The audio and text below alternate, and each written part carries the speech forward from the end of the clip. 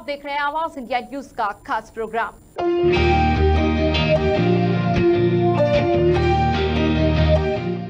आज आवाज India news की टीम ने शहर के मशहूर हॉस्पिटल फोर्टिस हॉस्पिटल में जाकर शिरकत की और वहां पर जाकर 400 मरीजों की देखभाल करने वाले डॉक्टर पंकज आनंद से मुलाकात की और जाना उनकी डॉक्टरी के बारे में, उनकी जिंदगी के बारे में और कैसे वो अपने पेशेंट का इलाज कर रहे हैं उनके बारे में भी जाना।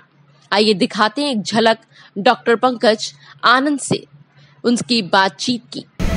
नमस्कार दोस्तों, मैं हूं राहुल और आप देख रहे हैं आवाज इंडिया न्यूज। और आज हमने आवाज इंडिया न्यूज की टीम ने शहर के फोर्टिस हॉस्पिटल में शिरकत की और वहां पर डॉक्टर पंकज से मुलाकात की। तो आइए मैं आपसे रूबरू करवाता हूं डॉक्टर पंकज को। नमस्कार सर, कैसे हैं आप? नमस्कार, मैं बहुत अच्छा हूं। मैं डॉक्टर पंकज आनंद, सीनियर कंसल्टेंट हूं इंटरनल मेडिसिन और city care Fortis hospital Jaipur से। मुझे इस फील्ड का लगभग 19-20 साल का तजुर्बा है और पिछले दोनों सर्जरीज में मुझे करीब 500-600 कोविड पेशेंट्स को, भर्ती मरीजों को ट्रीट करने का मौका मिला। डॉक्टर साहब, आपने अपनी जो मेडिकल एजुकेशन है वो कहाँ से की? देखिए, मैंने MBBS और MBBS जयपुर से किया, SMS मेडिकल कॉलेज से। फिर मैंने JLM मेडिकल कॉलेज अजमेर से MD की। फिर मैंने बॉम्बे जाके आगे फेलोशिप की। उसके बाद डॉक्टर साहब, इस फोर्टिस हॉस्पिटल में देखने से पहले आप कहाँ पर वर्किंग करते थे? देखिए, मैं ये फोर्टिस हॉस्पिटल जब शुरू हुआ था तो मैं यहीं ज्वाइन, इससे पहले मैं बॉम्बे था, बॉम्बे हॉस्पिटल में 8 साल यहाँ काम किया, 2 साल इंटरनल। फिर मैं मणिपाल हॉस्पिटल में था और अभी पिछले 7-8 महीने से वापस आया। तो डॉक्टर साहब, जैसा कि मैं जानना चाह रहा हूँ कि आप जब पेशेंट को देखते हैं तो आपका देखने का समय क्या रहता है? देखिए, मैं हॉस्पिटल में तो 10 से 5 रहता हूँ। इसके अलावा हमारा कोई समय तो होता नहीं। जब भी पेशेंट सीरियस होता है तो आना पड़ता है। उसके बाद मैं घर पे देखता हूँ पेशेंट शाम को 6 से 8 बजे। और आप क्या फीस चार्ज करते हैं? फीस चार्ज करते हैं। अच्छा डॉक्टर साहब, इस कोरोना काल के अंदर अभी काफ़ी लोग जो संक्रमित हैं, लोग वो मतलब उनको अभी एक नई बीमारी है ब्लैक फंगस। वो जो कोरोना पेशेंट को संक्रमित होने के बाद में जो ठीक हुए हैं उनको ब्लैक फंगस ज़्यादा पेशेंट उनको हो रही है, तो उस पर आपका क्या कहना है? देखिए, ब्लैक फंगस एक अपॉर्चुनिस्टिक इन्फेक्शन है। ये फंगस हमारे सारे वातावरण में नॉर्मली पाई जाती है, लेकिन वो लोग जिनकी किसी भी वजह से इम्यूनिटी कम होती है उनमें ये घर कर लेती है। ये एक व्यक्ति से दूसरे व्यक्ति में नहीं फैलती। ब्लैक फंगस उन लोगों में ज़्यादा हो रही है जिनके जो लंबे समय तक स्टेरॉइड्स पे हैं, ज़्यादा स्टेरॉइड्स ले रहे हैं और जिनकी शुगर अनकंट्रोल्ड है। तो जो डायबिटिक्स हैं विद अनकंट्रोल्ड शुगर और जिनको कोविड हुआ, क्योंकि बहुत लोगों को कोविड हुआ है, तो उनमें से कुछ % लोग वो भी हैं जो अनकंट्रोल्ड डायबिटिक हैं और बहुत हाई स्टेरॉइड्स पे हैं। लोग अपने आप स्टेरॉइड ले रहे हैं, लंबे समय तक ले रहे हैं, उनमें ब्लैक फंगस का ज़्यादा प्रचलन देखा जा रहा है। तो डॉक्टर साहब, पर डे आप कितने पेशेंट को अभी देख रहे हैं? सारे कोविड के सारे मतलब कोविड के कितने देख रहे हैं और ओवरऑल कितने पेशेंट को देख रहे हैं आप? करीब 42 मरीज यहाँ एडमिटेड हैं, जिनमें डायरेक्ट सुपरविजन में हैं फोर्टिस हॉस्पिटल में कोविड के। ब्लैक फंगस के पेशेंट बहुत ज़्यादा नहीं है, लेकिन ब्लैक फंगस का बहुत ज़्यादा हल्ला हुआ है एक खतरनाक बीमारी।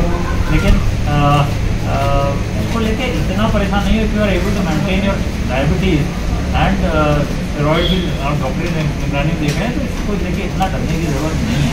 लोग इतना डर रहे हैं जितना कोविड से डरते हैं, उतनी डरावनी नहीं है।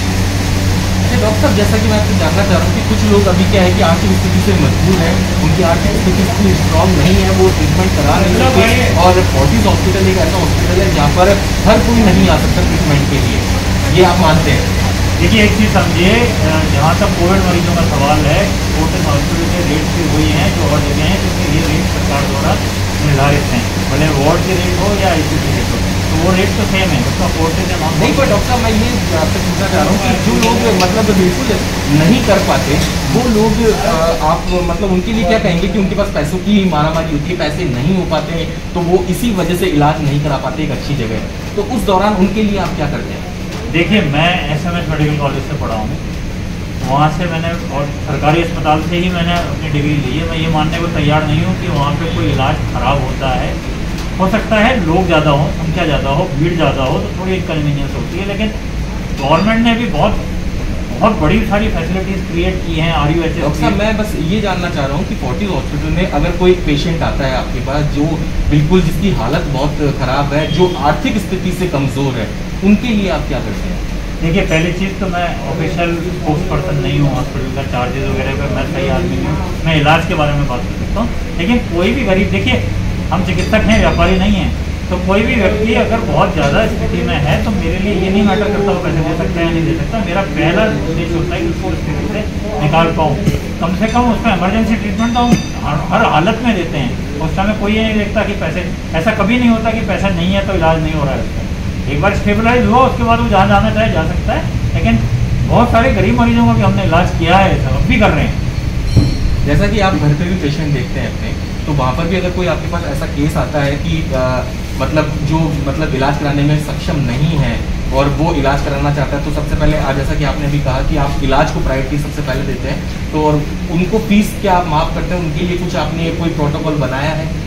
देखिए, मेरे बहुत सारे मरीज ऐसे हैं जिनसे मेरा एक रिश्ता कायम हो गया, और मैंने बहुत सारे ग्रामीण क्षेत्र के, बहुत सारे अच्छी बस्ती के भी आते हैं। वहाँ इट डज नॉट मैटर कि वो फीस दे पा रहा है या नहीं दे पा रहा है। कई बार तो लेकिन एक चीज़ देखिए, कोई भी इंसान ना कृतज्ञ नहीं होता।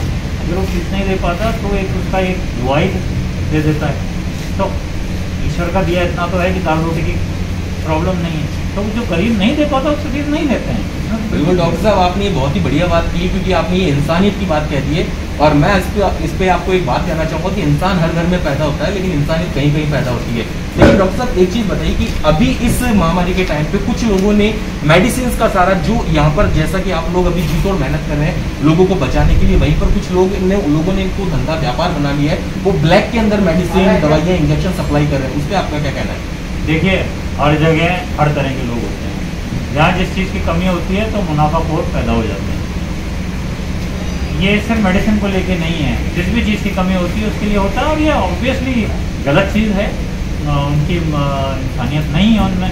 लेकिन ये फिनोमिनन जो होता है इसके लिए ज़रूरी है कि गवर्नमेंट एक्शन ले इन लोगों को, और पकड़ा भी गया है, मैंने देखा है। अच्छा डॉक्टर साहब, आप अपने इन पेशेंट को क्या राय देना चाहते हैं कि कोरोना से और ब्लैक फंगस से आप बचिए, तो उसके लिए आप क्या इनको एडवाइस करना चाहेंगे?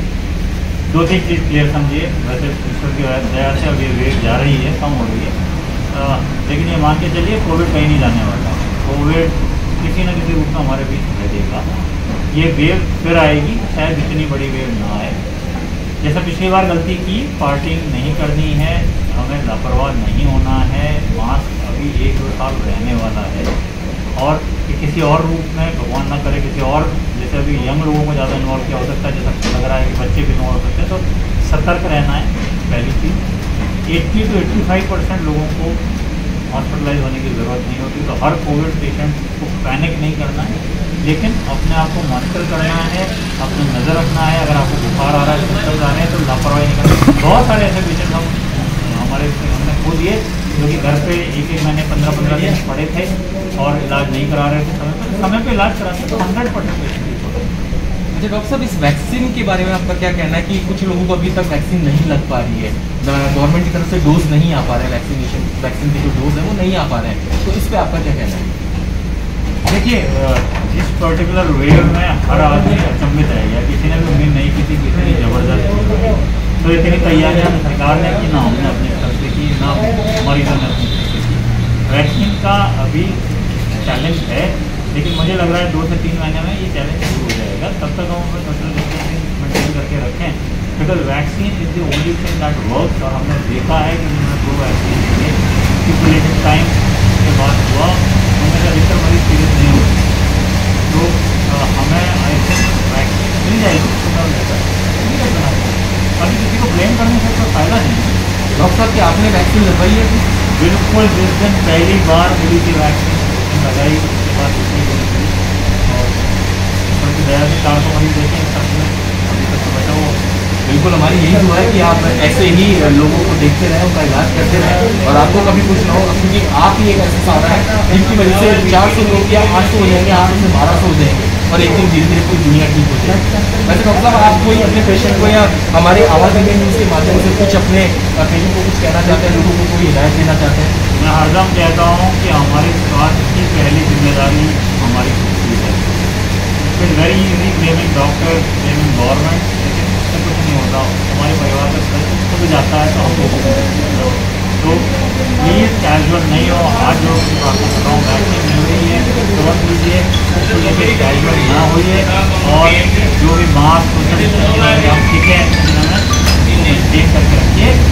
ये नहीं मेरा संदेश है और यही आप तो सुना दोस्तों आपने कि डॉक्टर पंकज ने अपने बारे में बताया और लोगों को ये भी हिदायत दी कि प्लीज अपना ध्यान रखिए, स्वास्थ्य बहुत जरूरी है, बिकॉज हेल्थ इज वेल्थ। तो अपने स्वास्थ्य को बरकरार रखने के लिए कुछ चीजों को आपको दूर करना होगा, दो लोगों से थोड़ी सी दूरी बनाकर आपको बातचीत करनी होगी, क्योंकि अभी बिल्कुल पास नहीं जाना है, मास्क पहनना है, सैनिटाइजर का उपयोग करते रहना है और अपने आसपास सफाई का ध्यान रखना बहुत जरूरी है। कैमरामैन राजेश के साथ मैं राहुल, आवाज इंडिया न्यूज। फिलहाल के लिए इस प्रोग्राम में बस इतना ही। बने रहिए हमारे साथ, देखते रहिए आवाज इंडिया न्यूज।